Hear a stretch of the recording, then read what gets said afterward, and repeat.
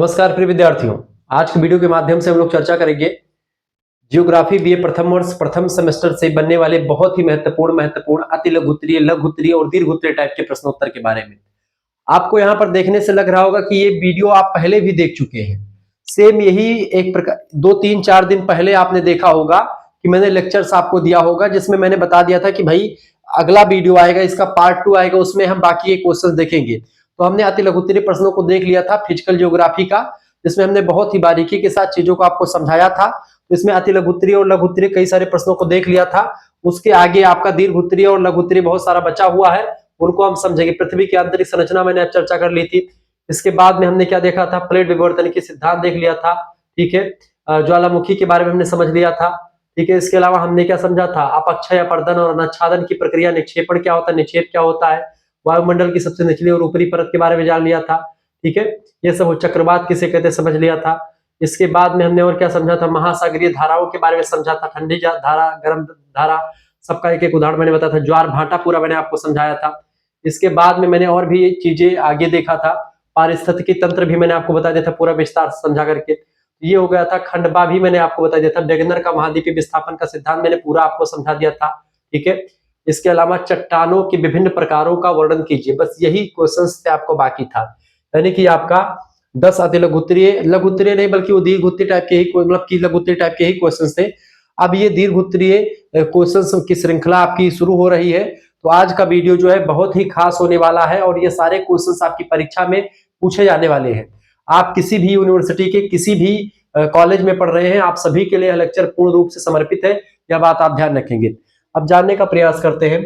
देखिए प्रश्न आपका आ चुका है, चट्टाने। तो ये दूसरा मॉडल पेपर है इसका। इससे पहले 2 मॉडल पेपर अवेलेबल हो चुके हैं, तीसरा मॉडल पेपर होगा।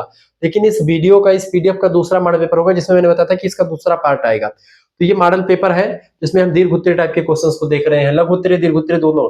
अब इसको चाहे लघु उत्तरीय माने चाहे दीर्घ उत्तरीय माने, दोनों टाइप का है ये। रॉक्स के विभिन्न प्रकारों का वर्णन कीजिए। रॉक्स माने होता है चट्टान, कितने प्रकार की होती है, प्रत्येक का एक एक उदाहरण देते हुए उनके आर्थिक महत्व को भी समझाइए। बढ़िया प्रश्न। तो दीर्घ उत्तरीय में ऐसे क्वेश्चन आ सकते हैं। चलिए उत्तर में आप लिखेंगे बहुत ही बारीकी के साथ, मैं समझाने का प्रयास करूंगा।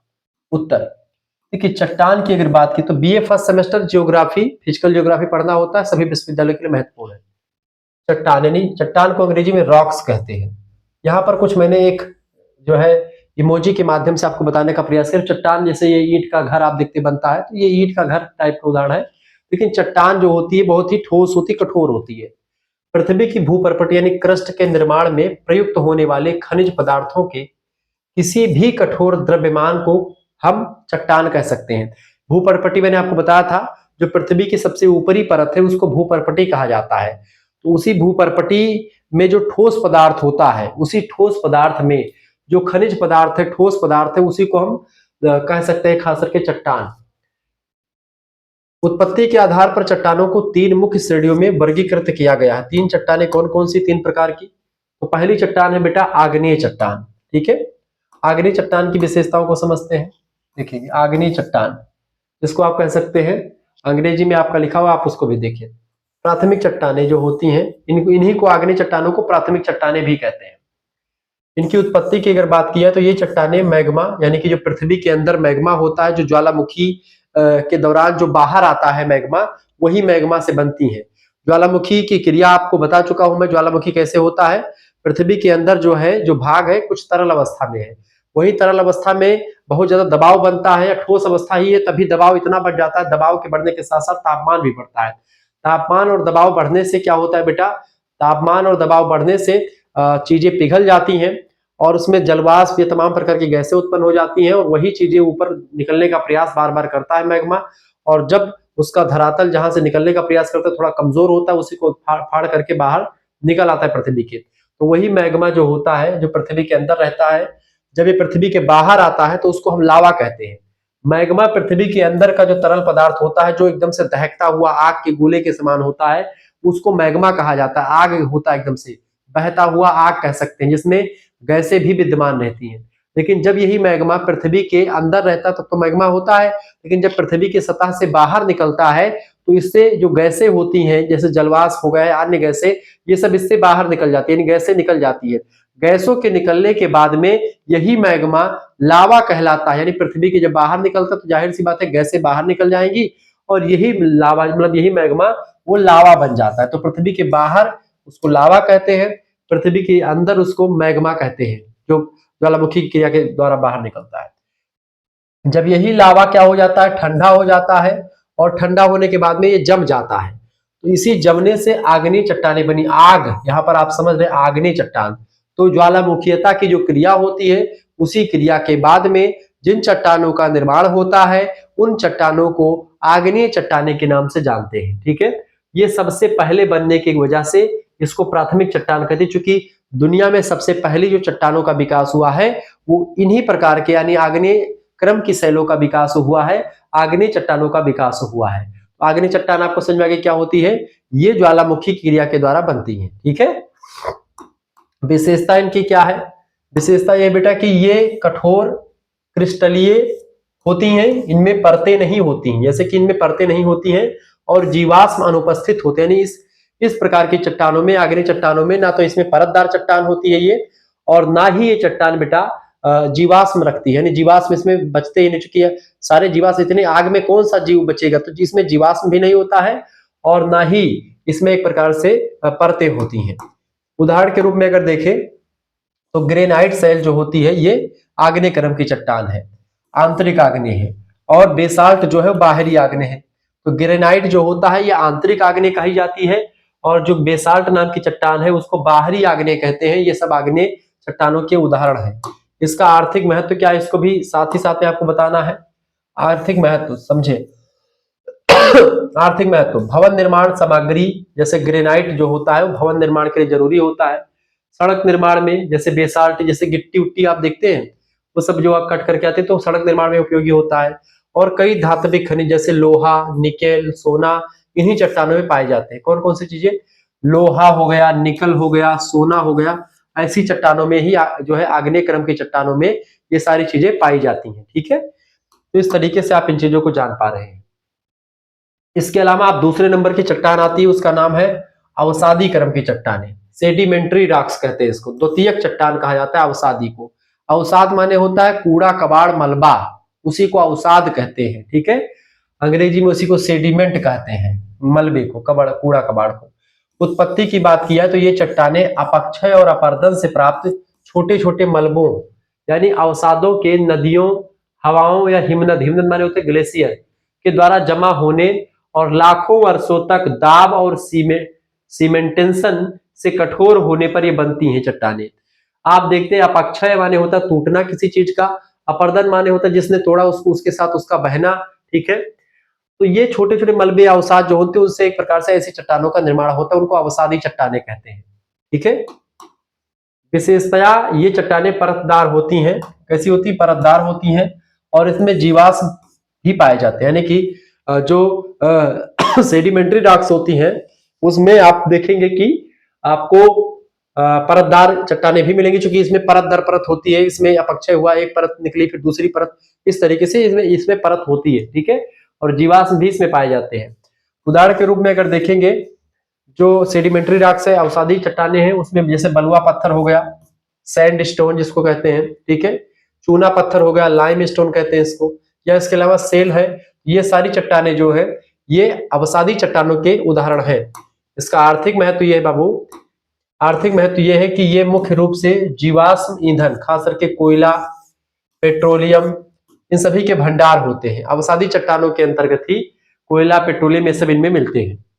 चूना पत्थर सीमेंट उद्योग का आधार होता है। सीमेंट उद्योग जो होता है, जितना सीमेंट वगैरह बनता है चूना पत्थर से ही उसको पीस करके बनाया जाता है। और बलुआ पत्थर का उपयोग इमारतों में, जैसे कि लाल किला वगैरह बनाने में बलुआ पत्थर का निर्माण, बलुआ पत्थर का प्रयोग किया गया है। तो इस तरीके से दूसरी चट्टान हो गई अवसादी चट्टान। पहली चट्टान कौन सी हो गई, आग्नेय चट्टान। दूसरी चट्टान कौन सी हो गई, अवसादी चट्टान, जो टूटते फूटते प्रक्रिया के द्वारा बनी है। ठीक है, और तीसरी चट्टान होती है रूपांतरित चट्टान। रूपांतरित को कायांतरित चट्टानें भी कहते हैं। ठीक है, इसको परिवर्तित चट्टान भी कहते हैं।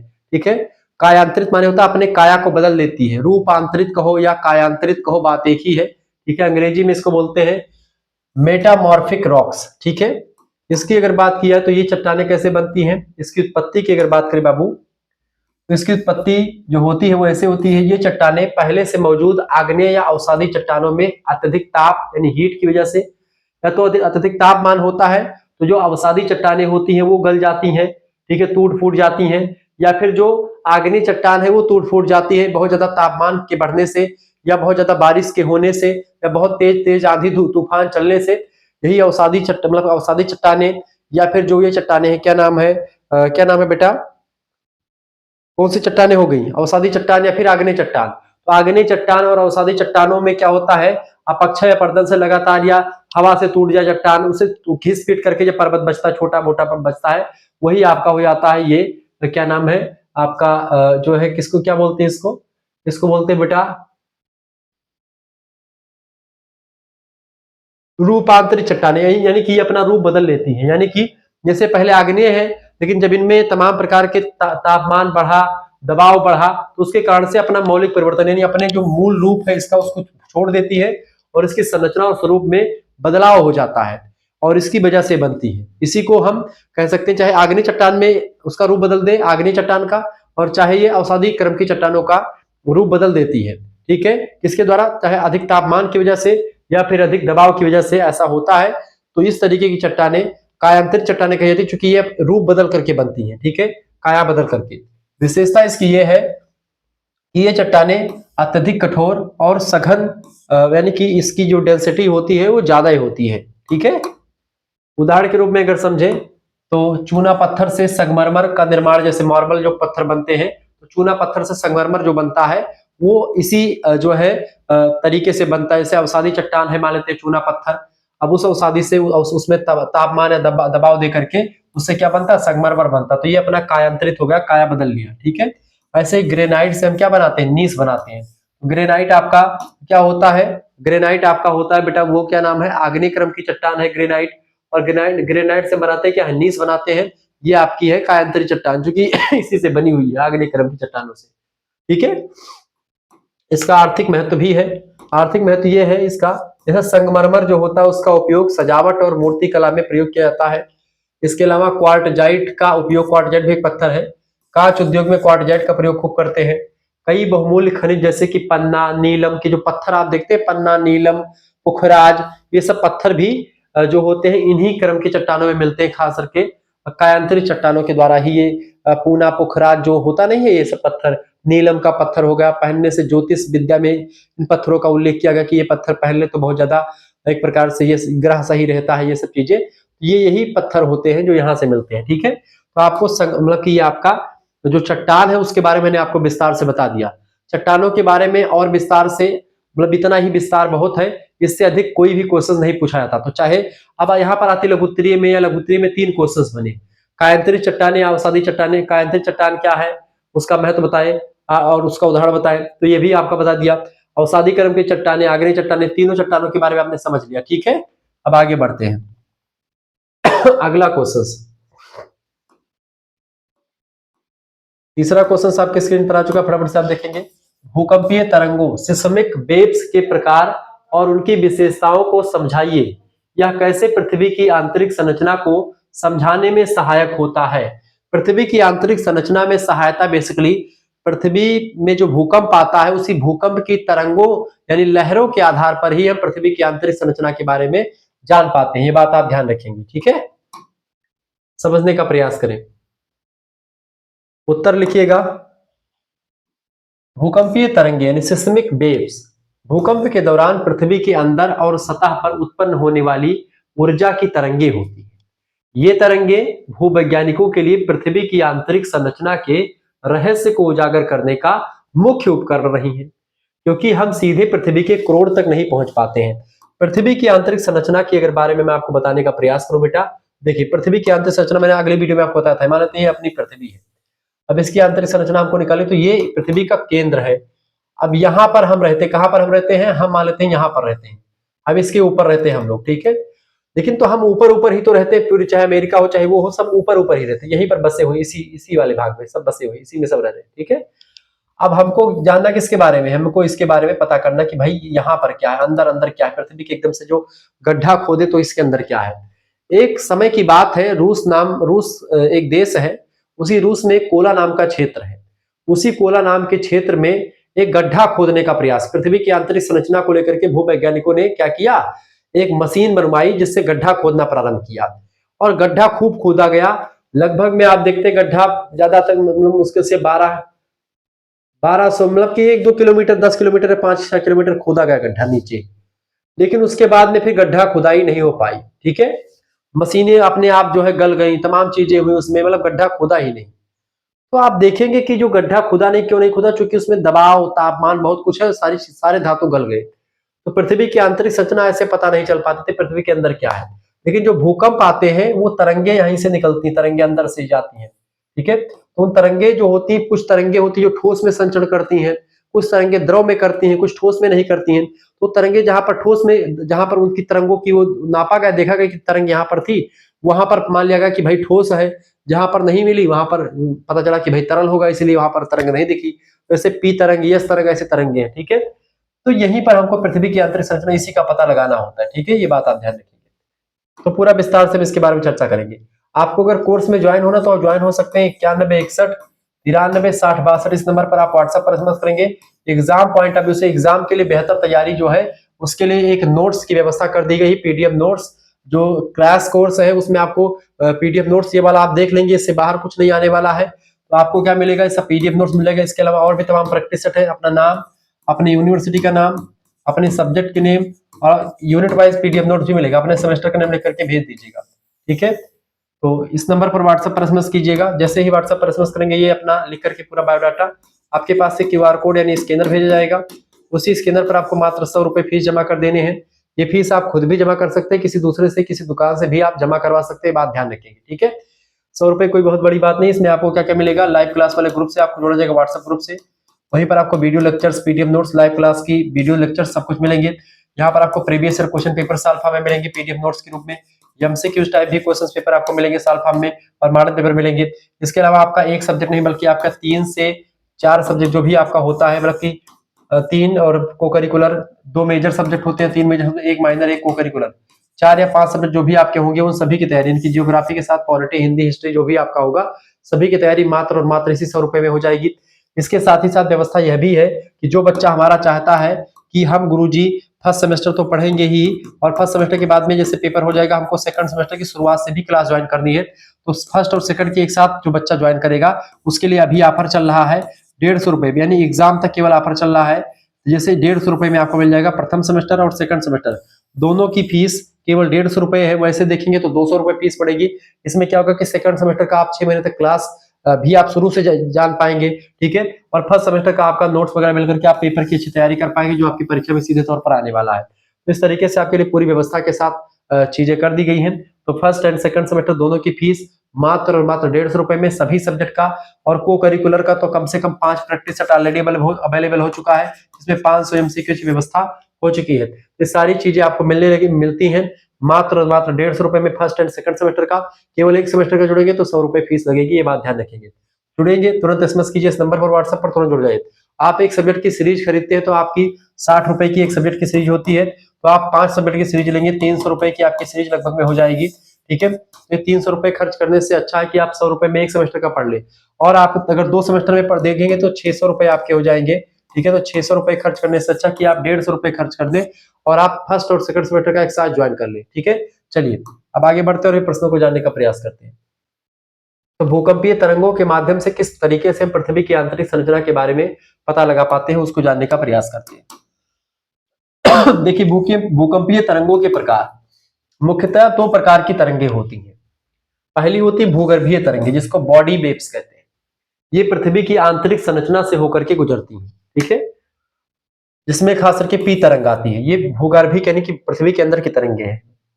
तो पी तरंगे, प्राइमरी वेव्स या पुश वेव्स कहा जाता है इसको। ये सबसे तेज गति से चलने वाली तरंग होती है, प्राथमिक तरंगे, और सबसे पहले पहुंचती हैं। ये ठोस में, तरल में और गैस तीनों माध्यमों में पी तरंगे ठोस, तरल और गैस सभी में गुजरती हैं। तो जहां जहां पर भी जो है, चाहे ठोस हो, चाहे तरल हो, चाहे गैस हो, सभी में पी तरंगे जो होती हैं वो आपको दिखेंगी। ठीक है, सिस्मोग्राफ पर। भूकंप की तीव्रता को कौन सा मापता है यंत्र, तो सिस्मोग्राफ मापता है रिक्टर स्केल पर। ये ध्वनि तरंगों की तरह कणों को तरंग की दिशा के समानांतर यानी आगे पीछे संपीड़ित यानी कि कंप्रेस करती हुई आगे बढ़ती हैं। ये तरंगे तीनों मतलब कि तीनों में, ठोस हो चाहे द्रव हो चाहे वो हो, सभी में गति करती हैं। ठीक है। अब दूसरी है यस तरंगे। यस तरंगों की बात की सेकेंडरी वेव्स। सेकेंडरी वेव्स की बात की तो ये तरंगों से मतलब कि ये पी तरंगों से धीमी गति से चलती हैं। ठीक है। ये केवल ठोस माध्यम से ही गुजर सकती हैं। ये तरल में लुप्त हो जाती है। जब जहां पर पृथ्वी में तरलता आती है वहीं पर ये लुप्त हो जाती हैं। और इसी आधार पर हमको पता चल जाता है कि भूकंप जो होता है, मतलब कि ये पृथ्वी भूकंप के माध्यम से तरंग है भूकंप की, तो पृथ्वी की आंतरिक संरचना में कहां पर तरल पदार्थ होगा वहीं पर आपको यह तरंग नहीं दिखेगी। यह तरंग आपको तरल में नहीं दिखेगी, केवल ठोस में दिखेगी। ठोस के माध्यम से गुजरेगी। तो जहां पर यह तरंग दिखे वहां पर ठोस है पृथ्वी के अंदर, और जहां पर आपकी ये तरंग नहीं दिखती है वहां पर तरल पदार्थ है पृथ्वी के अंदर। ठीक है। यहां से क्लियर हो गया। ये कणों को तरंग की दिशा के लंबवत यानी ऊपर नीचे कंपन करते हुए चलती हैं। यानी आगे पीछे पी तरंगी चलती है, आगे पीछे कंपन करते हुए, ये ऊपर नीचे जो है कंपन करवाती हैं। ठीक है। और तीसरी तरंगे होती सतही तरंगे, सरफेस वेव्स। ये केवल सतह के पास ही गति करती हैं और सबसे अधिक विनाशकारी जो होती हैं वो सतही तरंगे ही होती हैं। अगली तरंगे हैं यल तरंगे। ठीक है। यल तरंगों की बात की जाए और आर तरंगे। यल और आर तरंगों की बात किया तो आंतरिक संरचना समझने में सहायक। अब ये तो हो गया आपका तरंगों की बात। अब अगला है आपका आंतरिक संरचना समझने में सहायक। कैसे है ये? देखिए, भूकंपीय तरंगे हमें यह बताती हैं कि पृथ्वी की आंतरिक परतें ठोस है या तरल है, या उनका घनत्व यानी डेंसिटी क्या है, उस डेंसिटी को हम पता लगा पाते कितने घनी पृथ्वी है, कितनी तरल पृथ्वी है। तो जब तरल यस वाली तरंगे तरल में केवल तरल में नहीं दिखती हैं, जबकि पी तरंगे तरल ठोस दोनों में दिखती है, तो वहीं से क्लियर हो जाता है कि पृथ्वी के अंदर क्या है। ठीक है। तरंगों की गति में परिवर्तन। जैसे जैसे तरंगे एक परत से दूसरी परत में जाती हैं, जैसी भूपर्पटी से मेंटल में, उनकी गति और दिशा मतलब कि अपवर्तन में बदल जाती है। इन बदलावों को रिकॉर्ड करके वैज्ञानिक घनत्व में परिवर्तन की पहचान कर पाते हैं कि पृथ्वी कितनी घनी कहां पर है। पूरी तरंगों के माध्यम से हम जो है जानकारी ले पाते हैं। वहीं पर यह तरंगों की अनुपस्थिति, यानी जहां पर यह तरंगे अनुपस्थित होती हैं, तरंगे तो आंतरिक क्रोड से गुजर जाती हैं, लेकिन यह तरंगे आप ये देखते हैं वो नहीं गुजरती हैं। लेकिन यह तरंगे वहां पर बाहरी क्रोड से गुजरती ही पूरी तरह से लुप्त हो जाती है। इससे यह स्पष्ट हो जाता है कि जो है पृथ्वी का जो बाहरी क्रोड होता है, आउटर कोर, वो लिक्विड है, इसीलिए वहां पर ये तरल मतलब कि यह तरंगे नहीं दिखती हैं। ठीक है। क्योंकि यह तरंगे तरल माध्यम से यात्रा नहीं कर पाती हैं, इसलिए जो है वहां पर जो है वो नहीं दिखती है, और वो ठोस में ही केवल गति कर पाती है इस तरंगे, इसलिए ठोस में दिखेंगे, जहां पर तरलता होगी वहां पर वो नहीं दिखेंगे। ठीक है। पी तरंगों का विक्षेपण। पी तरंगे यानी प्राइमरी तरंगे, प्राथमिक तरंगे बाहरी क्रोड पर अपवर्तित होती हैं, जिससे यह सिद्ध होता है कि क्रोड का घनत्व मेंटल से अलग है। यानी मेंटल का घनत्व और क्रोड का घनत्व, दोनों का घनत्व अलग अलग है। इस प्रकार भूकंपीय तरंगे पृथ्वी के अंदर मेंटल, बाहरी क्रोड और आंतरिक क्रोड के अस्तित्व को सिद्ध करती हैं और बताती है कि पृथ्वी के अंदर क्या छिपा हुआ है, पृथ्वी के अंदर कहाँ ठोस है और कहाँ द्रव है, कहाँ पर क्या तरल है। ठीक है। आगे देखेंगे। अगला क्वेश्चन, चौथा नंबर प्रश्न आपकी स्क्रीन पर आ चुका। थोड़ी सी तबियत जो है खांसी की दिक्कत है, बोलने में कठिनाई होती है, जैसे बोलो तो फिर उसमें कठिनाई का सामना करना पड़ता है। तो बहरहाल आप लोगों का प्यार इतना है कि जो है पढ़ाने का मन जो है हमेशा करता रहता है, चाहे जितनी भी तबीयत खराब हो। और परीक्षा के अंतिम दौरान की बात की है तो आपने इतना मोटिवेशन दिया है कि अपने आप जो है सारी चीजें होती रहती है और तबीयत वगैरह सब कब खत्म हो जाती है कुछ पता नहीं चलता। ठीक है। चले अगला प्रश्न, तापमान के सामान्य ह्रास दर, नॉर्मल लैप्स रेट से आप क्या समझते हैं? यह दर कब और किन परिस्थितियों में उलट जाती है? तापमान का व्युत्क्रमण जिसको कहते हैं, इसके बारे में बताएं। सामान्य ह्रास दर तापमान का। ठीक है। नॉर्मल लैप्स रेट, NLR कहते हैं इसको। परिभाषा, क्षोभ मंडल में क्या होता है, तापमान किस तरीके से बढ़ता है वायुमंडल में, उसी के बारे में प्रश्न है। देखिए, क्षोभ मंडल ट्रोपोस्फीयर में जैसे जैसे हम पृथ्वी की सतह से ऊपर की ओर जाते हैं, हवा का तापमान एक निश्चित दर से घटता जाता है। इसी घटने की दर को सामान्य ह्रास दर कहते हैं। जैसे पृथ्वी से हम जैसे जैसे ऊंचाई की ओर जाएंगे, वैसे वैसे आप देखते हैं कि जो तापमान होता है, तापमान एक निश्चित दर से घटता जाएगा। ठीक है। तापमान, जैसे आप सोचेंगे सूर्य, पृथ्वी से हम ऊपर जा रहे हैं तो तापमान बढ़ना चाहिए, सूर्य के निकट जा रहे हैं, नहीं, ऐसा नहीं होता है। जैसे जैसे आप पृथ्वी के ऊपर जाते रहेंगे वैसे वैसे आप देखते कार्बन डाइऑक्साइड की संख्या कम होती रही, कार्बन डाइऑक्साइड कम मिलेगा आपको। इसलिए जैसे जैसे ऊपर जाएंगे तो आपको क्या मिलेगा, आपको गर्मी का महसूस जो है कम होगा, ठंडी का महसूस ज्यादा होगा। इसीलिए आप देखते हैं जितने ऊंचाई पर आप जाते हैं वहां पर ठंडक बढ़ जाती है। पहाड़ों पर ठंडक क्यों होती है, क्योंकि जैसे जैसे आप ऊपर जाते हैं पृथ्वी की सतह से आपको ठंडी ठंडी चीजें मिलनी शुरू हो जाती है, तापमान गिरावट शुरू हो जाती है। ठीक है, जैसे वैष्णो देवी में आप इस समय जाएंगे तो ठंडक वहां पर महसूस होगी। पहाड़ी इलाकों में हमेशा ठंडक महसूस होती है लोगों को। ठीक है, क्योंकि सामान्य ह्रास दर के द्वारा तापमान में गिरावट जैसे जैसे आप ऊंचाई की ओर जाएंगे वैसे वैसे होती रहेगी। आप देखते होंगे पहाड़ों पर जो ग्लेशियर जम जाते हैं, बर्फ के पहाड़ जम जाते हैं, क्यों जम जाते हैं, वो तो सूर्य के नजदीक है तो वहां पर पहाड़ पे बर्फ नहीं जमनी चाहिए, लेकिन ऐसा बिल्कुल भी नहीं है। जैसे जैसे आप ऊंचाई की ओर जाएंगे वैसे वैसे तापमान में गिरावट होती रहेगी, और इसीलिए पहाड़ों पर ग्लेशियर जो है जम जाते हैं, बड़े बड़े यानी बर्फ के पहाड़ हो जाते हैं। तो ठीक है, वहां पर बर्फ जमे रहते हैं। क्लियर बात है, इसी को सामान्य ह्रास दर कहते हैं। मूल्य समझते हैं, इसकी औसत दर मतलब कितने मूल्य से घटते हैं। औसत दर जो होती है 6.5 डिग्री सेल्सियस प्रति 1000 मीटर, यानी 1 डिग्री सेल्सियस, 1 डिग्री सेल्सियस मतलब 1 क्रिक सेल्सियस प्रति 165 मीटर। 165 मीटर की ऊंचाई पर आप जाएंगे, 1 मीटर 165 मीटर ऊंचाई पर जाएंगे तो 1 डिग्री सेल्सियस तापमान में गिरावट होगी। ठीक है, 6.5 यहाँ पर जो पैमाना लिखा हुआ है तो 1000 मीटर पर यानी जाए यानी 1 किलोमीटर ऊपर जाएंगे तो आपको 6.6 डिग्री का जो है यहाँ पर गिरावट आपको दिखाई पड़ता है।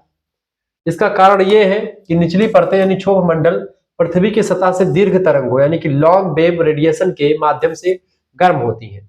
जब हम सतह से दूर जाते हैं तो उष्मा का यह स्रोत कम प्रभावी होता जाता है और हवा का घनत्व भी कम होने के वजह से वह कम उष्मा धारण कर पाती है, जिससे तापमान में गिरावट आती है। सूर्य से आने वाली जो किरणें होती है उसी से उष्मा एग्जॉर्ब हो जाती है और यहीं पर उष्मा रुक जाती है निचले परत में। इसलिए पृथ्वी पर के सतह पर गर्माहट का महसूस होता है। जैसे जैसे ऊपर जाएंगे तो उष्मा वहां पर नहीं रुक पाती है, किरणें नहीं रुक पाती, तो इस वजह से वहां पर ठंडी का महसूस होने लगता है। तापमान का व्युत्क्रमण क्या होता है, टेम्परेचर इनवर्जन परिभाषा समझें इसकी। यह एक ऐसी असामान्य मौसमी स्थिति है जिसमें तापमान का सामान्य ह्रास दर उलट जाता है। इसका अर्थ है कि ऊंचाई बढ़ने के साथ तापमान घटने के बजाय बढ़ने लगता है कहीं कहीं पर, अर्थात ठंडी हवा नीचे और गर्म हवा ऊपर जमा हो जाती है, और चूंकि गर्म हवाएं हमेशा ऊपर ही उठती हैं, कभी इसी को तापमान का व्युत्क्रमण कहते हैं। कुछ ऐसी स्थिति आ जाती है कि जैसे कुछ ऊंचाई पर आप जाएंगे तब तक आपको ठंडी मिलेगी, लेकिन और ऊंचे आप जाएंगे तो जैसे उल्टा आपको मिल जाएगा, यानी कि अब जब तक ठंडी मिलेगी कुछ देर तक, उसके बाद फिर ठंडी के बाद फिर गर्मी आपको मिलनी शुरू हो जाएगी। जैसे से फिर ऊंचाई पर जाएंगे वैसे वैसे आपको गर्माहट महसूस होने लगेगी। ठीक है, परिस्थितियां जब व्युत्क्रमण होता है तो उस परिस्थितियां कैसी होती है समझे।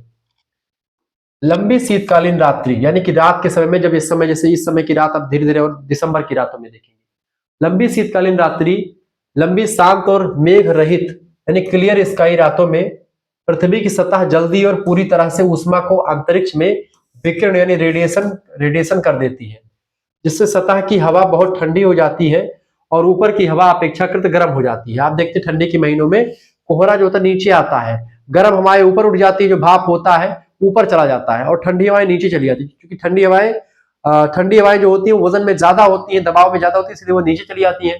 और गर्म हवाएं जो होती है वजन में ज्यादा होती है, मतलब गर्म हवाएं हल्की होती है तो ऊपर उठ जाती है और ठंडी हवाएं नीचे धस जाती है। ठीक है, जिससे सतह की हवा बहुत ठंड हो जाती है, ऊपर की हवा अपेक्षाकृत गर्म रहती है, जिससे नीचे ठंडी और ऊपर गर्म हवा की परत बन जाती है। तो ठंडी के महीनों में ऐसा होता है। ठीक है, और गर्मी के महीनों में इसका विपरीत होता है। घाटी, पर्वतीय इलाकों क्षेत्र में जो घाटी होती है, एक होती चोटी एक होती घाटी।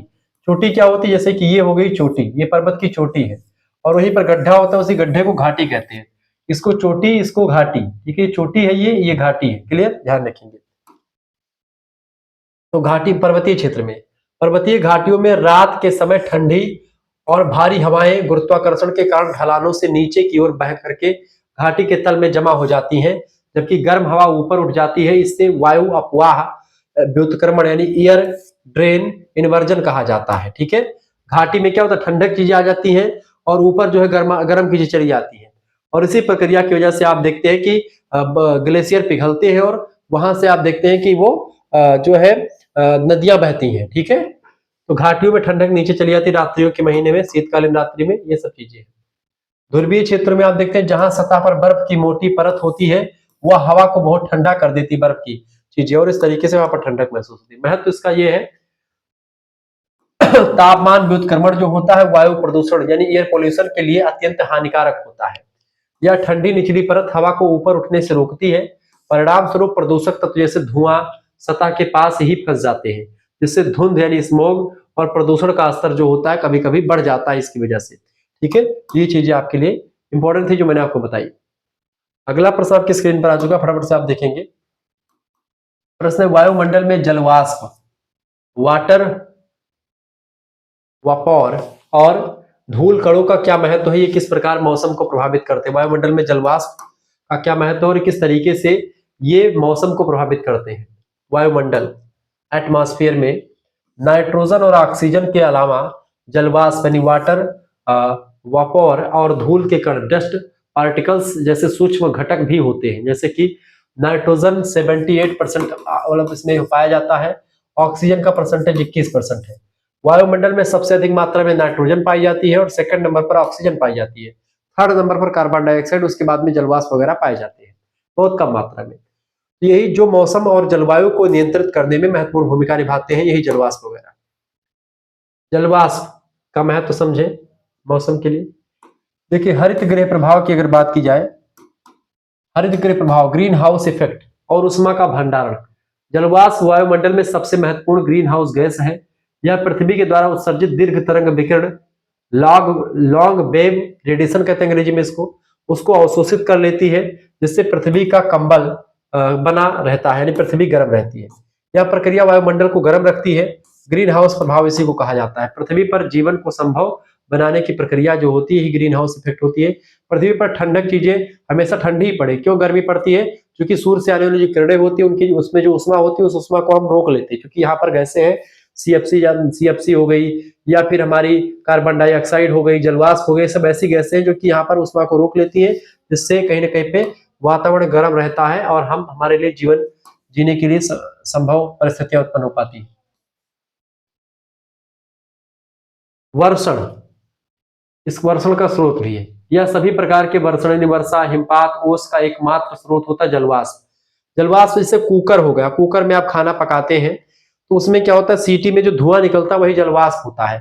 आप कभी भगोने में चाय बनाए होंगे तो भगोने के ऊपर जब प्लेट आप रखते हैं, ठीक है, उस प्लेट में आप देखते हैं पहले नीचे से तापमान देते हैं, वो गर्म हो जाता है, और जब ऊपर उसी भगोने के ऊपर जो प्लेट रखा हुआ है उसको उठा करके देखते हैं, उस पर जल की छोटी छोटी बूंदें निकलती हुई दिखाई पड़ती है। तो जो भाप निकलती है उसी भाप को जलवाष्प कहते हैं, क्योंकि उसमें जल विद्यमान रहता है, ठीक है, और वो भाप ऊपर की ओर उठ जाता है। तो यही भाप जो होता है वो एक प्रकार से, तो ये वर्षण के लिए वर्षा के लिए भी जरूरी होता है, पानी बरसने में भी इसका जरूरत पड़ती है।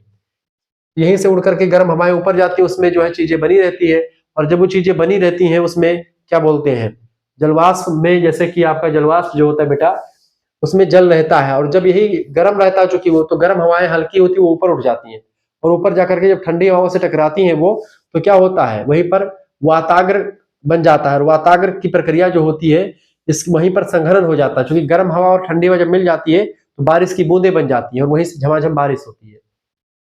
जलवाष्प ही संघनित होकर के बादल बनाती है और अंततः वर्षा के रूप में गिरती है। जल के तीनों रूप ठोस तरल और गैस इसी से जुड़े हुए हैं, किससे, इसी जलवाष्प से, ठीक है। वायुमंडलीय स्थिरता भी आप देखिए जलवाष्प की वजह से। जलवाष्प संघनन के दौरान गुप्त उष्मा यानी कि जो है लॉटेंट हीट को मुक्त करती है, जो तूफानों और चक्रवातों जैसे बड़े मौसमी प्रणालियों को ऊर्जा प्रदान करती है, ठीक है। धूल के कण का क्या महत्व, इसको समझते हैं। देखिए संक्षेपण नाभिक है ये। धूल कण, पराग, नमक के कण और धुएं के कण हवा में छोटे निलंबित केंद्रकों के रूप में कार्य करते हैं, जिन्हें संक्षेपण नाभिक भी कहा जाता है। बादलों का निर्माण जलवाष्प इन्हीं धूल कणों की सतह पर जमा होकर के संघनित होती है, यानी धूल के कणों पर ही जमा होकर के चीजें जो होती है वो बादल का रूप धारण करके संघनित होकर के, इन नाभिकों के बिना जलवाष्प के लिए तरल बूंदों में बदलना बहुत कठिन हो जाएगा, क्योंकि इन्हीं बूंदों मतलब इन्हीं के सहारे से ही जल की बूंदें बनती हैं, धूल के कणों की वजह से ही।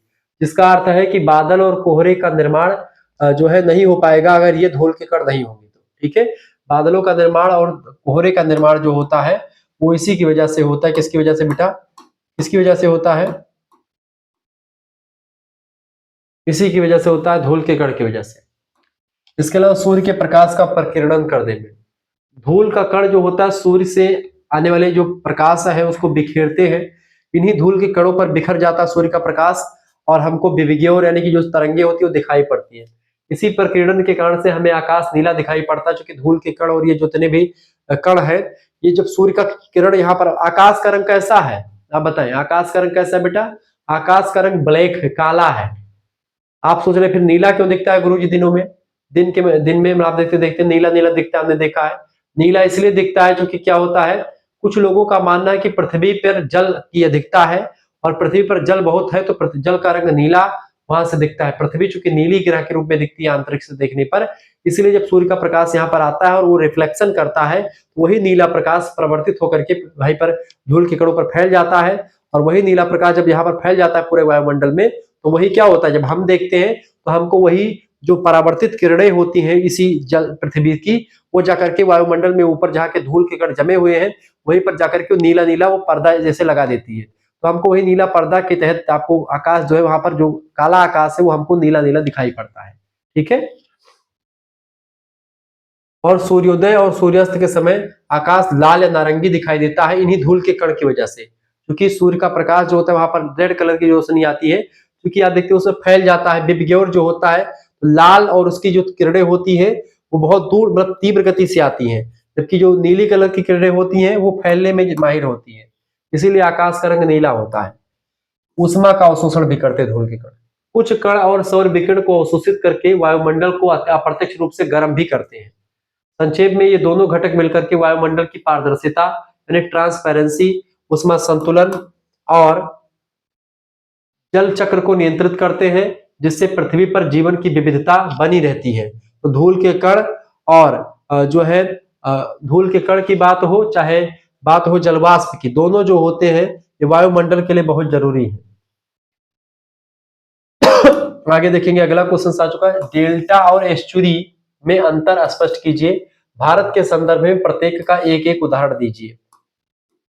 बताइए भैया डेल्टा और एस्चुरी क्या होता है? डेल्टा और एस्चुरी दोनों नदियों के द्वारा बनाए गए जो है स्थलाकृति हैं। डेल्टा जो होता है वो पृथ्वी की सतह पर बनता है, एस्चुरी जो होता है समुद्र के अंदर बनता है। ठीक है, इस घाट पर जितनी भी आप देखते हैं नदियां बहती हैं आपकी, जैसे कि ये नदी आपकी जो हिमालय वाली नदियां होती हैं, वो नदियां बेसिकली इधर जाकर के बहती, हिमालय की नदी जितनी है सब इधर बह करके जाती है। ये डेल्टा का निर्माण करती हैं। जितनी भी नदियां बंगाल की खाड़ी में गिरती हैं वो डेल्टा का निर्माण करती हैं। और अधिकतर नदियां जो कहां पर गिरती हैं, जो नदियां आपकी जो है इसमें अरब सागर में गिरती हैं वो एस्चुरी का निर्माण करती हैं। ये नदियां एस्चुरी का निर्माण करती है, इधर वाली डेल्टा का निर्माण करती हैं। अधिकतर चीजें में यही है। ठीक है, समझते हैं। एस्चुरी माने होता है गड्ढा और डेल्टा माने होता है एकदम से स्थान, बढ़िया मैदान टाइप का बन जाए, सुंदर बनकर डेल्टा। समझे? डेल्टा और एस्चुरी दोनों ही वे स्थान है जहां एक नदी अपने प्रवाह के अंत में आमतौर पर समुद्र या महासागर में प्रवेश करती है। उसी प्रवेश के दौरान डेल्टा का निर्माण होता है और एस्चुरी का भी निर्माण होता है। हालांकि वे संरचना, निर्माण प्रक्रिया और पर्यावरण की दृष्टि से बहुत भिन्न है दोनों, चाहे वो डेल्टा की बात करें चाहे एस्चुरी की। आइए दोनों में अंतर देखते हैं।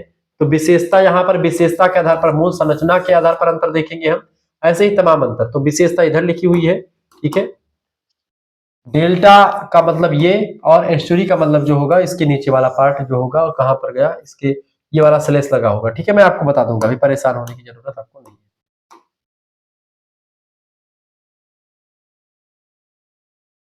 देखें, जो डेल्टा होता है बेटा, मूल संरचना में अंतर की अगर बात है तो डेल्टा जो होता है यह एक त्रिकोणीय यानी कि ट्रेंगल शेप या पंखे के आकार का भूभाग होता है, जिसका निर्माण नदी के द्वारा लाए गए जो अवसाद यानी सेडिमेंट होता है, मलबा होता है, वही मलबा जब नदियां छोड़ देती हैं तो उसी जमाव से जो होता है वो डेल्टा का निर्माण हो जाता है।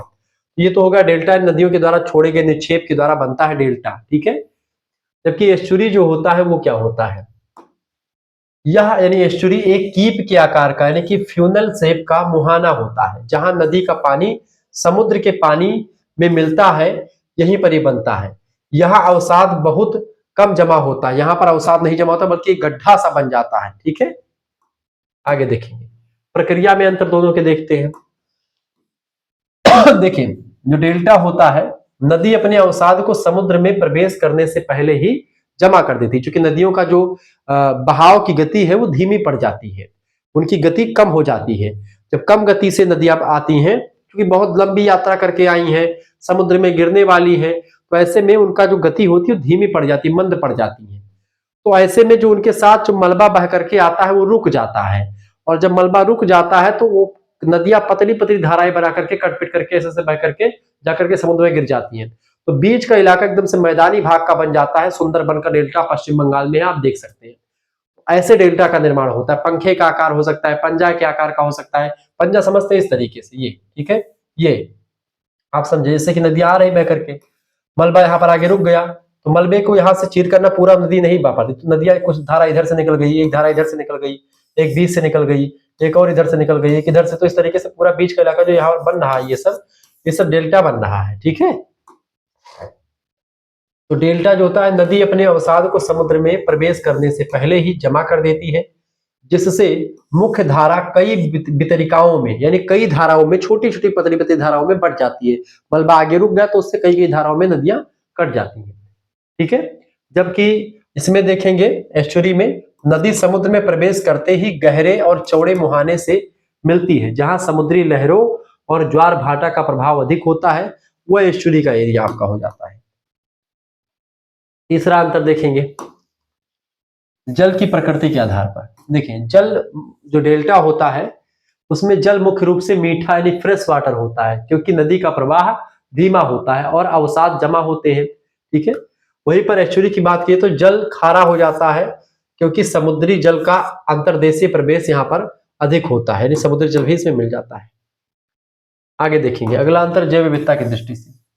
देखिए, डेल्टा की बात की तो यहाँ आर्द्र भूमि यानी वेटलैंड और दलदली वनस्पति जैसे कि मैंग्रोव वनस्पतियां अधिक पाई जाती हैं। जैसे सुंदरबन का जो डेल्टा है वहां पर सबसे अधिक मात्रा में मैंग्रोव वनस्पतियां पाई जाती हैं, इसीलिए सुंदरबन के डेल्टा को मैंग्रोव वन भी कहते हैं, क्योंकि सुंदरबन के डेल्टा में मैंग्रोव वनस्पतियां खूब पाई जाती है। खास करके डेल्टा वाले इलाके में ऐसे वनस्पतियां मिलती है। दलदली भूमि भी, आर्द्र भूमि भी मिल जाती है। और जो एस्चुरी होता है दुनिया के सबसे उत्पादक समुद्री पारिस्थितिक तंत्रों में से एक है, क्योंकि यह पोषक तत्वों से भरपूर होता है एस्चुरी जहां पर बनती है, ठीक है। इसके अलावा आर्थिक उपयोग की दृष्टि से देखेंगे तो जो आपका वो होता है, क्या नाम है, डेल्टा होता है, कृषि और मछली पालन के लिए उपजाऊ भूमि होती है। यहाँ पर कृषि करेंगे तो उपजाऊ खूब बढ़िया उपजेगा, और छोटी छोटी धाराओं में आप जो है नदियों में मछली भी पकड़ सकते हैं, मत्स्य पालन। जबकि यहाँ पर आप देखते हैं एस्चुरी से गहरे पानी के बंदरगाहों यानी पोर्ट्स के विकास के लिए आदर्श होते हैं, क्योंकि अवसाद जमा नहीं होता है यहाँ पर, और गड्ढा बढ़िया सा हो जाता है। जहां पर एस्चुरी का निर्माण होता है वहां पर बढ़िया दूर दूर तक पूरा अवसाद नहीं होता, पूरा अवसाद बह जाता है।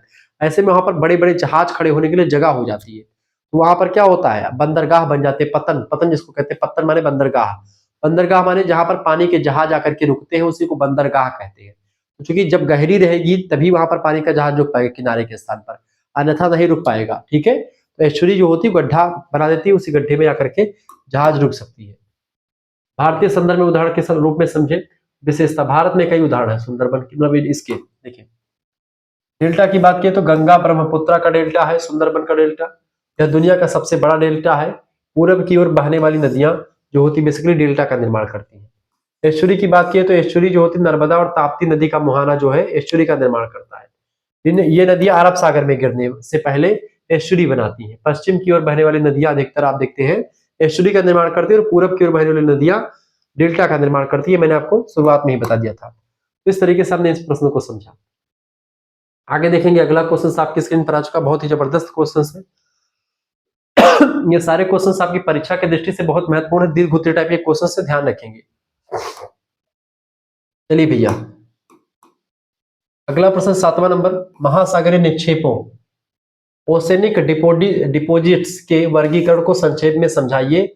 इनमें ऊज का क्या महत्व है, ऊज क्या होता है, ठीक है। महासागरीय निक्षेप माने तो महासागर में जो कूड़ा कबाड़ जो नदियां बहा करके लाती है उसी में जाकर के छोड़ देती महासागरों में, उसका क्या प्रभाव पड़ता है उस पर, और क्या इसका बेनिफिट्स होता है और क्या इसका नेगेटिव पहलू होता है, सब कुछ बताने का प्रयास करें। मतलब एक महत्व क्या है इसका और ऊज का क्या महत्व है बेसिकली, आइए समझते हैं। लिखेंगे बेटा, महासागरीय निक्षेप यानी जो कचरा कचरा होता है जो नदियां बहा करके, जो कि नदियां जितना भी चीज बहा करके लाती है सब जाकर के उसी समुद्र में डाल देती है। तो महासागर के तल पर जमा होने वाली सभी प्रकार की सामग्री को हम जो है महासागरीय निक्षेप कह सकते हैं। जो भी समुद्र के तल में जाकर के जमा हो जाता है उसी को महासागरीय निक्षेप कहते हैं। ये भूवैज्ञानिक इतिहास, जलवायु परिवर्तन और जैविक उत्पादकता की जानकारी प्रदान करते हैं। इन्हें उनकी उत्पत्ति के आधार पर मुख्य रूप से 4 श्रेणियों में बांटते हैं। इसको महासागरीय निक्षेपों को 4 भागों में बांटते हैं। पहले होते स्थलीय निक्षेप। ये क्या होते हैं भैया? स्थलीय निक्षेप। उत्पत्ति इनकी कैसे होती है? ये निक्षेप मुख्य रूप से महाद्वीपों पर अपक्षय और अपरदन से उत्पन्न होते हैं। अपक्षय माने होता है किसी भी चीज को तोड़ना, दरार पड़ना, और अपरदन माने होता है जो जिसने दरार डाली है, दरार के साथ वो कट करके बह चला है उसके साथ, ठीक है, तो वो अपरदन हो गया। अपक्षय और अपरदन के द्वारा जो है स्थलीय निक्षेपों का उत्पन्न होते हैं, और नदियों के द्वारा, हवाओं के द्वारा या ग्लेशियर यानी हिमनदों के द्वारा समुद्र में ये बहा करके लाए जाते हैं। हवा के द्वारा उड़कर समुद्र में पड़ते हैं, ग्लेशियर्स के द्वारा या हवा या नदी के द्वारा जाकर के, जाहिर सी बात है नदियों के द्वारा ही अधिकतर मात्रा में ऐसे निक्षेप होते हैं। उदाहरण के रूप में जैसे मिट्टी, रेत, गाद, ये सब निक्षेप होते हैं, मलबा होते हैं। आमतौर पर मिट्टी, रेत, गाद ये सब नदियां अपने साथ बहा करके लाते हैं। बम बम बम बम नदी बहती है, जब आप देखते हैं अपने साथ जो रास्ते में पड़ा पेड़ पालो कूड़ा कबाड़ सब बहा करके ले गई, घर द्वार पड़ा वो भी काट करके बहा ले गई। अभी बाढ़ आते नदियों का तब तूफान उफान देखिए किस तरीके से, जो भी आता है नदियां मैली हो जाती, गंदी हुई थी बाढ़ के समय में, और सब जाकर के कूड़ा कबाड़ जाकर के समुद्र में जाकर के डाल देती है। ठीक है, ये निक्षेप आमतौर पर महाद्वीपीय शेल्फ और ढलान के पास अधिक पाए जाते हैं, क्योंकि ये जो है आगे ही रुक करके डेल्टा उल्टा का निर्माण कर देते हैं। कुछ चीजें जाती, कुछ चीजें नहीं भी जा पाती। दूसरे होते हैं जैविक निक्षेप। तो ये सब स्थलीय निक्षेप यानी स्थल से बालू, रेत, मिट्टी ये सब कट गई, ये सब स्थलीय निक्षेप है जो महासागर में जाकर के अंदर दब जाते हैं। अगला है जैविक निक्षेप, बायोटिक डिपोजिट। उत्पत्ति, ये सूक्ष्म समुद्री जीवों खास करके जैसे प्लैंकटन, रेडियो लेरियन। प्लैंकटन के बारे में अगर मैं आपको बताऊं तो ये एक ऐसा जो है छोटा जीव होता है जिसको मछलियां खाती हैं। मछली का भोजन है प्लैंकटन, ठीक है, और जहां पर भी प्लैंकटन पाया जाता है बाबू, वहां पर मत्स्य उद्योग सबसे अधिक मात्रा में होता है। बात ध्यान रखेंगे, आर्थिक भूगोल में आपको पढ़ना पड़ेगा 3rd और 4th सेमेस्टर में। तो प्लैंकटन मछलियों के भोजन होते हैं। प्लैंकटन कहां पर पाए जाते हैं? जहां पर ठंडी जलधारा और गर्म जलधारा दोनों मिलती हैं, वहीं पर प्लैंकटन अधिक मात्रा में उत्पन्न होते हैं। और इसीलिए दुनिया के सबसे अधिक मत्स्य उत्पादक क्षेत्र उन्हीं इलाकों में है जहां पर ठंडी जलधारा और गर्म जलधारा समुद्रों की मिलती है, वहीं पर दुनिया की सबसे अधिक मात्रा में मछली पकड़ी जाती है। ये सब जो जीव हैं ये कठोर भागों खासकर कंकाल और खोल के मरने के बाद तल पर जमा होने से बनती है। क्योंकि आप देखिए समुद्र में जैसे लक्षद्वीप बना हुआ है अपना, ठीक है, अंडमान वगैरह, लक्षद्वीप वगैरह जो बना हुआ है, मालदीप बना हुआ है, ठीक है, ये सभी द्वीप कैसे बने हैं? तमाम प्रकार के जो छोटे छोटे जीव होते हैं वो बहुत अधिक संख्या में हो जाते हैं, तो उनका जो ऊपर का खोल वो तो मर जाते हैं, लेकिन उनके ऊपर का खोल जो होता है समुद्र में पड़ा रहता है। इससे कभी कभी द्वीपों का निर्माण भी हो जाता है। जब गड्ढा बहुत ज्यादा हो जाता है तो द्वीप बन जाता, नहीं तो समुद्र के अंदर पड़े रहते तमाम सारे मलबा। उदाहरण के रूप में ऊज जो होता है यह वह निक्षेप है जिसमें 33% से अधिक जैविक सामग्री होती है। ये निक्षेप होता है, ऊज कहा जाता है इसको, ठीक है। जैविक निक्षेपों में ही आता है। तीसरे होते हैं आपके निक्षेप में अजैविक निक्षेप, अबायोटिक केमिकल डिपोजिट। इसकी उत्पत्ति, ये निक्षेप महासागरीय जल में घुले हुए रसायनों के अवक्षेपण से बनते हैं। रासायनिक पदार्थ जो जल में मिल जाते हैं और वो समुद्र में जाकर के चले जाते हैं, क्योंकि रासायनिक पदार्थ तमाम सारे जो होते हैं वो भेजे जाते हैं। आप देखते हैं नदियों, उसमें नदियों में बहा करके, नदियों में ही बहा दिए जाते हैं तमाम सारे जो फैक्ट्री वगैरह के अवक्षेप होते नदी में, उसका सिलेंसर डाल दे, नदी में बह गए। अब नदी में जब वो बह गया तो उस जाकर के समुद्र में ही गिरेगा, नाले से नदी में से वो जाकर के मिल जाएगा।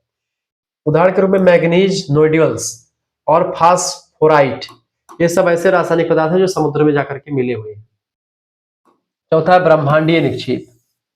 उत्पत्ति, ये पृथ्वी के वायुमंडल में प्रवेश करने वाले उल्का पिंडों या अंतरिक्ष धूल के कण होते हैं जो समुद्र तल पर जमा हो जाते हैं। उदाहरण के रूप में निकेल युक्त लौह धूल जो होती है समुद्र में जाकर के नीचे जमा हो जाती है। तमाम प्रकार के निक्षेप इस तरीके से मैंने आपको बताया। अब ऊज क्या है और ऊज का क्या महत्व है? तो अभी तक आपने क्या समझा? महासागरीय निक्षेपों के बारे में। महासागर में जो कचरा अंदर जम जाता है उसी को महासागरीय निक्षेप कहते हैं। तो कई प्रकार का था, अजैविक, जैविक, ठीक है, तमाम प्रकार के, ब्रह्मांडीय, ठीक है, और इसके अलावा स्थलीय, सब कुछ मैंने आपको बताया। अब आगे समझो ऊज क्या है, ऊज का महत्व। ऊज की परिभाषा देखें, ऊज एक नरम कीचड़ जैसी जैविक निक्षेप होता है, एक जीवन का युक्त होता है जिसमें सूक्ष्म जीवों के अवशेषों की मात्रा 30% से अधिक होती है, ठीक है। सूक्ष्म जीव होते हैं, उन्हीं का जो अवसाद होता है, उन्हीं का जो खोल होता है, जैसे कछुआ के ऊपर खोल होता है, ऐसे ही आप देखते सुतुही देखे होंगे, सुतुही जैसे पहले आलू छीली जाती थी सुतुही से, आजकल तो छिल नहीं चलती, पहले सुतुही होती थी। तालाब में जो कीड़ा होता था उसमें ऐसे शंख वंख जिससे बनता, शंख देखे हैं, ऐसे शंख का छोटा भाई मान लीजिए, छोटा छोटा होता है, तो वो तालाब में मिलता है। तो उसका जो ऊपर का खोल होता था उसके ऊपर ढक्कन होता था, वही ढक्कन खुलता था तो जीव बाहर निकलता था। तो जीव तो बाहर निकल गया, और जब जीव मर गया तो उसके जो होता था वो सुतही बन जाती थी, मतलब वो बन जाता, उसे पत्थर मिल जाता था। जब तालाब सूखता था तो हम लोग वही बीनते थे जाकर के, और उसको बढ़िया सा घिस करके ऐसे ऐसे पत्थर पर उसमें बीच में छेद कर लेते थे उसी सुतही में, ठीक है। और फिर उसी से आलू वगैरह छीलने में बड़ा आसानी होता था। सुतही आप लोग नहीं जानते होंगे, लेकिन मुझे पता है, मैंने उसको बनाया भी है, ठीक है। तो पहले आलू वगैरह उसी से छील ली जाती थी, बड़ी अच्छी तरीके से छील जाता था, उससे कटता उड़ता नहीं था हाथ, ठीक है। तो यही चीजों से बनता है वो चीज। तमाम सारे जलीय जीव होते हैं जो अंदर उनके जो है बड़ा, मतलब कि जैसे खचुहा देखे हैं, खचुहा के अंदर वाला पार्ट अब कितना लचीला टाइप का होता है और ऊपर का पार्ट कितना कठोर होता है। ऐसे ही जलीय जीवों में ऐसे होता है कि ऊपर का पार्ट बड़ा कठोर होता है और अंदर का पार्ट बड़ा ही लचीला होता है, बड़ा ही फ्लेक्सिबल होता है। इसका ऊज का महत्व क्या है? जलवायु का रिकॉर्ड। ऊज में मौजूद जीवों के रासायनिक विश्लेषण से पिछली लाखों वर्षों की महासागरीय जल के तापमान और जलवायु के बारे में सटीक जानकारी मिलती है। पेट्रोलियम का निर्माण भी आप देखते हैं इसकी वजह से होता है। प्राचीन ऊज निक्षेप उच्च ताप और दाब के तहत पेट्रोलियम और प्राकृतिक गैस के निर्माण में महत्वपूर्ण भूमिका निभाते हैं, ये बात ध्यान रखेंगे। प्रकार की अगर बात की जाए तो इसे दो भागों में बांटा जाता है। कैलकेरियस ऊज, इसको CaCO3 कहते हैं, उससे भरपूर होता है चूना पत्थर वगैरह से।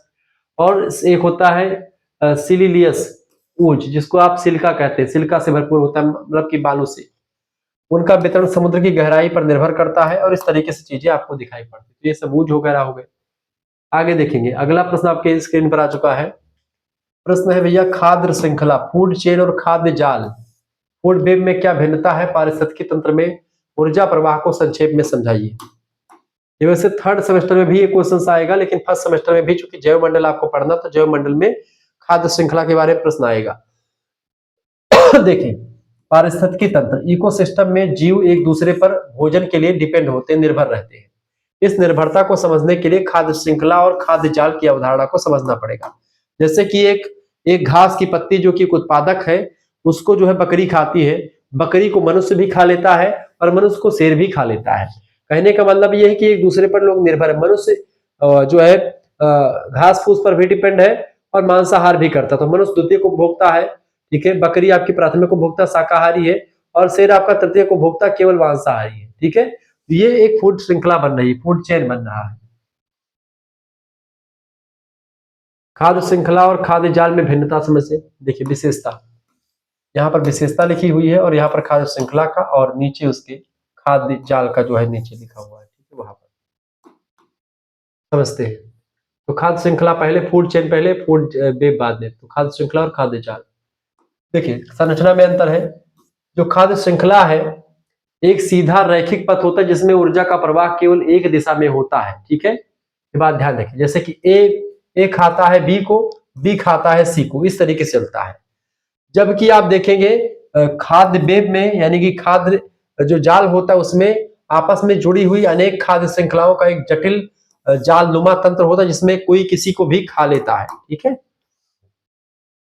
दूसरा अंतर होता है ऊर्जा के प्रवाह को लेकर के। देखिए खाद्य श्रृंखला में ऊर्जा का प्रवाह एकल दिशा में होता है, जैसे उत्पादक जो होता है, उत्पादक प्राथमिक उपभोक्ता को, और उसके अंदर फिर द्वितीय उपभोक्ता, फिर तृतीय उपभोक्ता, इस तरीके से चलता है। जबकि खाद्य वेब में जो होता है, यानी कि खाद्य श्रृंखला हो गई और खाद्य जो जाल होता है, उसमें ऊर्जा का प्रवाह बहुदिशात्मक होता है, कई दिशा में होता है। एक उपभोक्ता कई अलग अलग प्रजातियों को खा सकता है और स्वयं भी कई शिकारियों के द्वारा खाया जा सकता है। इसमें कोई फिक्स नहीं कि कोई क्या खा लेगा, ठीक है, लेकिन उसमें फिक्स होता है खाद्य श्रृंखला में कि कौन किसको खाएगा। एक श्रृंखला, एक श्रेणी बनती है। स्थिरता के आधार पर अंतर देखिए, खाद्य श्रृंखला में क्या होता है कि यह कम स्थिर होता है। यदि एक कड़ी टूट जाए, जैसे कि एक प्रजाति विलुप्त हो जाए, तो पूरी श्रृंखला ध्वस्त हो जाती है खाद्य श्रृंखला में। जबकि खाद्य जाल में क्या होता है, यह अधिक स्थिर और लचीला, यानी कि एकदम से फ्लेक्सिबल होती है, ठीक है। यदि भोजन का एक स्रोत उपलब्ध नहीं होता तो व्यक्ति दूसरे स्रोत पर या उपभोक्ता वैकल्पिक स्रोतों पर डिपेंड हो जाता है, दूसरा भी खाने के लिए यहाँ पर उपलब्ध रहता है, स्रोत रहता है। आगे देखेंगे, अगला जो अंतर आपका आ चुका है, उदाहरण के रूप में समझे। उदाहरण के आधार पर अंतर देखिए, खाद्य श्रृंखला जो होती है, जैसे घास, टिड्डा, मेढक, यानी घास को कौन खाता है, घास है उत्पादक है, घास को कौन खाता है, टिड्डा खाता है, टिड्डा को कौन खाता है, मेढक खाता है टिड्डा को, और मेढक को कौन खाता है, सांप खाता है। ये होगा आपका उत्पादक घास, प्राथमिक उपभोक्ता टिड्डा, द्वितीय उपभोक्ता मेढक और तृतीय उपभोक्ता सांप हो गया आपका, ठीक है। इस तरीके से चलता है। और सांप को कौन खा लेगा, बाज खा लेगा। इस तरीके से चलता है, श्रृंखला हो गई आपकी। ये खाद्य श्रृंखला है कि एक दूसरे को, अब टिड्डा घास को ही खाएगा, घास टिड्डा को नहीं खाएगी, मेढक सांप को ही खाएगा, मतलब कि मेढक टिड्डा को खाएगा, मेढक सांप को नहीं खाएगा, सांप मेढक को ही खाएगा, सांप बाज को नहीं खा पाता है, ठीक है। सांप बाज को नहीं काट पाता है, क्योंकि बाज सांप को खा लेता है। तो इस तरीके से ये एक श्रृंखला बनी हुई है। जबकि फूड जाल की बात की, यानी कि खाद्य जाल की बात की जाए, तो खाद्य श्रृंखला तो ये हो गई। खाद्य जाल में क्या होता है कि जंगल में हिरण घास खाता है, जिसे बाघ और तेंदुआ दोनों खा सकते हैं, यानी तेंदुआ भी हिरण को खाता है और बाघ भी खा सकता है, सिंह भी खा सकता है उसको, ठीक है। तेंदुआ को, मतलब किसको, क्या नाम है, हिरण को कोई भी खा सकता है। तो हिरण केवल घास खाता है, लेकिन हिरण को तेंदुआ और बाघ से कोई भी खा सकता है। तो ये जाल है, कोई किसी को भी खा सकता है, दोनों खा सकते हैं। साथ ही साथ में चूहा अनाज खाता है, जिसे चूहे को सांप भी खाता है, चूहे को उल्लू खा भी जाता है, और चूहे को जो है आपको देखते बिल्ली भी खा जाती है। तो कहीं ना कहीं पे एक व्यक्ति को यहाँ पर सभी लोग खा जाते हैं, लेकिन यहाँ पर फिक्स होता है कि भाई मेढक जो होता है टिड्डे को ही खाता है, ठीक है, टिड्डा मेढक को नहीं खाता। यहाँ पर भी क्या है कि कोई एक दो व्यक्ति, 4 व्यक्ति, 10 व्यक्ति भी खा सकते हैं उसको, कोई पता नहीं कोई खा ले। तो खाद्य जाल जो होता है उसमें कोई भी किसी को भी खा सकता है, जबकि खाद्य श्रृंखला में क्या होता है कि एक व्यक्ति दूसरे को ही, मतलब एक जो है जीव जो दूसरे को खाता है, दूसरा तीसरे को खाता है, इस तरीके से श्रृंखला होती है। पारिस्थितिकी तंत्र में ऊर्जा का प्रवाह, यानी एनर्जी का फ्लो। देखिए, पारिस्थितिकी तंत्र में एनर्जी का जो फ्लो होता है वो हमेशा एक दिशीय ही होता है, यानी एक दिशा में ही ऊर्जा का प्रवाह होता रहता है। पारिस्थितिकी तंत्र का सबसे महत्वपूर्ण कार्य होता है ऊर्जा का प्रवाह, ठीक है। ऊर्जा का प्रवाह हमेशा और हमेशा एक दिशा में ही होता है, एक दिशीय प्रवाह। पारिस्थितिकी तंत्र में ऊर्जा का प्रवाह हमेशा एक दिशीय, यानी कि उत्पादक से उपभोक्ता की ओर ही होता है। उत्पादक को उपभोक्ता खाएगा, उपभोक्ता को प्राथमिक, उपभोक्ता को, इसे उपभोक्ता में 3 है, प्राथमिक को द्वितीयक, द्वितीयक को तृतीयक, किस तरीके से चलता रहता है। यह कभी वापस नहीं लौटता कि उपभोक्ता जो है, उपभोक्ता को, उत्पादक जो होता है उपभोक्ता को खा ले, प्राथमिक उपभोक्ता को, मतलब प्राथमिक उपभोक्ता तृतीयक उपभोक्ता को खा ले, ऐसा नहीं होता है। तो ऊर्जा का प्रवाह हमेशा एक दिशीय ही होता है। ऊर्जा का स्रोत, सभी पारिस्थितिकी तंत्रों के लिए ऊर्जा का अंतिम स्रोत क्या होता है, सूर्य का प्रकाश ही होता है। अगला, उत्पादक यानी प्रोड्यूसर्स जो होते हैं, हरे पौधे जो होते हैं उत्पादक होते हैं, ये प्रकाश संश्लेषण के द्वारा अपने भोजन का निर्माण करते हैं, और इन्हीं पर उत्पादकों पर ही उपभोक्ता डिपेंड करते हैं। तो प्रकाश संश्लेषण की प्रक्रिया के द्वारा सौर ऊर्जा को रासायनिक ऊर्जा यानी भोजन में बदलने का काम यही उत्पादक करते हैं, जो घास फूस होते हैं ये सब करते हैं, हरे पौधे करते हैं। और इसके बाद में आते हैं उपभोक्ता, कंज्यूमर्स। जब प्राथमिक उपभोक्ता यानी शाकाहारी पौधों को खाते हैं तो ऊर्जा उसमें स्थानांतरित हो जाती है, किसमें, शाकाहारी लोगों में, ठीक है। और फिर जब शाकाहारी व्यक्तियों को द्वितीयक उपभोक्ता खाता है, यानी मांसाहारी खा लेता है, तो प्राथमिक उपभोक्ताओं की ऊर्जा जो होती है उसमें स्थानांतरित हो जाती है, और इस तरीके से द्वितीयक उपभोक्ता को तृतीयक उपभोक्ता खा लेता है, तो तृतीयक उपभोक्ता में भी ऊर्जा थोड़ी मात्रा में कट जाती है। तो इस तरीके से ऊर्जा का प्रवाह जो है होता रहता है, तो एक दिशा में होता रहता है। 10% का नियम इसमें काम करता है। जैसे 10% का नियम ये क्या कहता है, प्रत्येक पोषण स्तर यानी कि जो आपका ट्रॉफिक लेवल है उस पर हस्तांतरित ऊर्जा का केवल लगभग 10% ही अगले स्तर के लिए उपलब्ध होता है। यानी मान लेते हैं जैसे घास है, तो घास में जितनी ऊर्जा है उसका 10% मात्र जो है अगर खाएगा, 10% जो है उत्पादक मतलब कि जो प्राथमिक उपभोक्ता यानी टिड्डा, टिड्डा जो है घास को खाता है तो 10% ही पाता है। अब टिड्डे को कौन खाता है? मेढक खाता है, तो मेढक भी 10% ही पाएगा। ठीक है, मेढक कितना पाएगा? मेढक 10% ही पाएगा। अब फिर इसके बाद में मेढक को कौन खाता है? मेढक को मान लेते हैं सांप खाता है। ठीक है, मान के लेते हैं खाता ही है। मेढक को सांप खाता है, दिनों मेढक को पकड़े रहता है, मेढक टोय टोय करता रहता है, सांप उसको खा लेता है। तो देखिए मेढक को सांप खाता है, मेढक को सांप खाए तो 10% जो ऊर्जा होती है जो मेढक में है, वो 10% ऊर्जा जो होती है स्थानांतरित होती है सांप में। अब इसके बाद में सांप को अगर बाज खा लेता है तो बाज में भी 10% ऊर्जा जो होती है वो हस्तांतरित होती है। ठीक है, यही सीख होते 10% ऊर्जा का हस्तांतरण, यानी कि एक जैसे उत्पादक से उपभोक्ता को 10 गया, फिर इससे 10 इससे गया, इससे 10, ये 10 का नियम है। ठीक है, अगले स्तर के लिए उपलब्ध होता है। शेष 90% ऊर्जा का उपयोग जीव अपनी जैविक क्रियाओं यानी श्वास लेने के लिए, अपने काम करने में यूज कर देते हैं। जैसे कि आपने मछली खाई, लोग सोचते हैं मछली का सब हमने खा लिया, सब पूरा का पूरा हमको मछली का पूरा मिल गया, जितने मछली में ताकत थी हमारे में अंदर आ गई। नहीं, मात्र 10% ऊर्जा आपके अंदर आती है। ठीक है यानी अगर आपने घास को खाया तो घास ने जितनी ऊर्जा अपने अंदर बचा करके रखी उसका मात्र 10% आपको मिलता है, और बाकी 90% घास अपने फलने फूलने के लिए लगा देती है। अब टिड्डा, टिड्डा के अंदर जो एनर्जी है जो घास खाने से आई है उसका 10% वो अगले को देगा और खुद बाकी 90% अपने ऊपर लगा लेगा उसको। ऐसे ही मेढक ऐसे ही आगे श्रृंखला चलती रहती है। ठीक है, इसी को 10% का नियम कहते हैं, या ऊष्मा के रूप में पर्यावरण में लुप्त हो जाती है, और इस तरीके से ऊर्जा का प्रवाह ये होता है। यह 10% का ह्रास ही कारण है कि खाद्य श्रृंखला में पोषण स्तरों की संख्या सीमित यानी आमतौर पर 4 से 5 ही होती है, क्योंकि ऊर्जा आगे के स्तरों के लिए पर्याप्त बचती ही नहीं है कि आगे के लोग भी ऊर्जा का जो है उपयोग कर सकते हैं। इसीलिए खाद्य श्रृंखला में 3-4 ही स्तर होते हैं, 3 ही उत्पादक, 3 ही उपभोक्ता होते हैं, आगे के उपभोक्ता नहीं होते, क्योंकि ऊर्जा का जो होता है वो चीजें खत्म हो जाती है। इस तरीके से आप लोगों ने बहुत सारे प्रश्नों को समझा और ये क्लास आज की पूरी होती है। अब सेक्शन सी की अगर बात की जाए तो सेक्शन सी में आपके 5 दीर्घ-उत्तरीय क्वेश्चंस होंगे जिनके बारे में विस्तार से हम चर्चा करेंगे। फिर नेक्स्ट वीडियो में बाकी इसका पीडीएफ आपको मिल जाएगा, जिनको पीडीएफ प्राप्त करना पीडीएफ भी प्राप्त कर सकते हैं।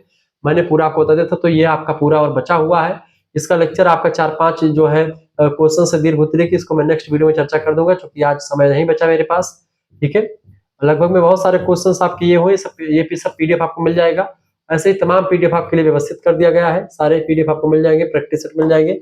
इनको भी जुड़ना है तुरंत जुड़े, 9161936062 इस नंबर पर आपको व्हाट्सएप पर एसएमएस कर देना है और आपको जुड़ जाना है हमारे साथ। ठीक है, क्या एसएमएस कीजिएगा, अपना नाम एसएमएस कर दीजिएगा, अपनी यूनिवर्सिटी का नाम, अपने सब्जेक्ट के नेम और आपके सेमेस्टर में अपने सेमेस्टर का नाम लिख करके भेज दीजिएगा। मात्र 100 रुपए फीस में आपको जोड़ा जाएगा। बात ध्यान है, कोई बहुत सारे बच्चे सोचते हैं गुरु जी भेज दिए, फ्रॉड है, ये है वो है, मतलब फ्रॉड मतलब समझते डर जाते हैं, जैसे स्कैनर उसके अंदर देखते हैं कि कोई अभी भेजे कि ना भेजे, हम पैसा भेज दे फिर भेजे कि ना भेजे। अरे जब यूट्यूब पर बोल रहा हूँ भाई तो हम क्यों नहीं भेजेंगे, इतना बड़ा मंच है, यहाँ से बोल रहा हूँ कि पीडीएफ मिलेगा, तो कैसे नहीं मिलेगा? तो पीडीएफ मिलेगा, आप इस नंबर पर एसएमएस करेंगे तुरंत मिल जाएगा। व्हाट्सएप पर एसएमएस कर दीजिएगा, जैसे एसएमएस करेंगे आपके पास एक क्यूआर कोड भेजा जाएगा, स्कैनर, उसी पर आपको 100 रुपए फीस जमा कर देनी है। जैसे फीस जमा करेंगे या किसी दूसरे से भी फीस जमा करवा सकते हैं, खुद भी जमा कर सकते हैं। जैसे ही फीस जमा करेंगे आपको व्हाट्सएप मतलब कि आपको जोड़ दिया जाएगा, कहाँ पर? व्हाट्सएप ग्रुप में। वहीं पर आपको लाइव क्लास की लिंक मिलेगी, वीडियो लेक्चर्स मिलेंगे, पीडीएफ नोट्स मिलेंगे, जो अभी तक क्लास हो चुकी सब कुछ मिल जाएगा। एग्जाम पॉइंट ऑफ व्यू से जो आपकी परीक्षा में आने वाला चीज है वो सब आपको मिल जाएगा, सारे सब्जेक्ट का मिलेगा। एक सब्जेक्ट नहीं बल्कि आपका 2 या 3 मेजर सब्जेक्ट होते हैं, एक माइनर सब्जेक्ट, एक को करिकुलर सब्जेक्ट। तो इन चारों 5 सब्जेक्ट की तैयारी आपकी मात्र 100 रुपए में हो जाएगी।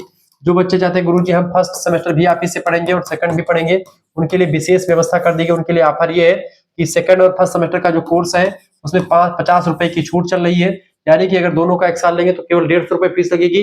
केवल एक सेमेस्टर की फीस 100 रुपए है, तो 2 सेमेस्टर की फीस 200 होनी चाहिए, लेकिन आपके लिए 150 रखी गई। जिनको भी जुड़ना वो जुड़ सकते हैं। सभी विश्वविद्यालयों के लिए यही सिलेबस है।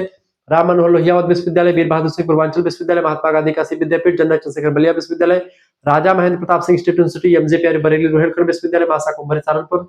इसके अलावा एमजी प्यारे बरेली रोहिलखंड हो ही गया, चौधरी चरण सिंह विश्वविद्यालय, मासा कुंभरी सहारनपुर।